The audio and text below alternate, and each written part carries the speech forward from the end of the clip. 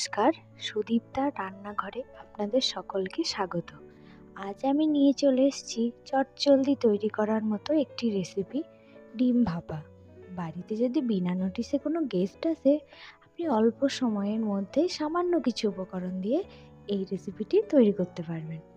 তো চলুন আমি দেখে নিই কীভাবে আমি এটা বানিয়েছি।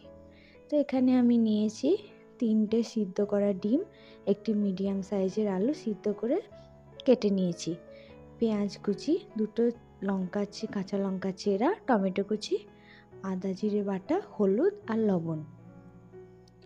তো সবার প্রথমে আমি একটা কড়াইয়ের মধ্যে একে একে দিয়ে দেব পেঁয়াজ কুচি, চেরা লঙ্কা, টমেটো কুচি, সিদ্ধ করে রাখা আলু, সিদ্ধ করে রাখা ডিম।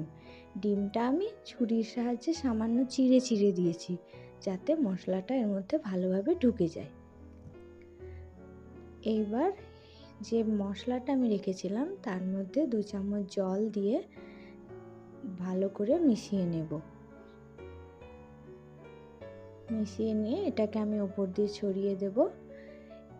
এইবার এর মধ্যে দেব পরিমাণ মতো তেল। যেহেতু এটি ভাপা হবে তাই তেলটা একটু বেশি লাগবে। তো এখানে আমার সব কিছু দেওয়া হয়ে গেছে। এইবার আমি এটা ঢাকা দিয়ে গ্যাসটা অন করব। এতক্ষণ কিন্তু আমি গ্যাস অন করিনি। এটা পুরো আগে সব কিছু মাখিয়ে নিয়ে তারপর গ্যাসটা জ্বালাতে হবে। এবার 10 মিনিট আমি এটাকে ঢাকা দিয়ে রেখেছিলাম। এই দেখুন কি সহজেই তৈরি হয়ে গেল ডিম ভাপা। তো ভিডিওটি কেমন লাগলো জানাবেন, চ্যানেলটিকে সাবস্ক্রাইব করবেন, লাইক কমেন্ট শেয়ার করবেন ভিডিওটিকে। Thank you. দেখা হবে অন্য একটি ভিডিওর সঙ্গে। ততক্ষণের জন্য ভালো থাকবেন, সুস্থ থাকবেন।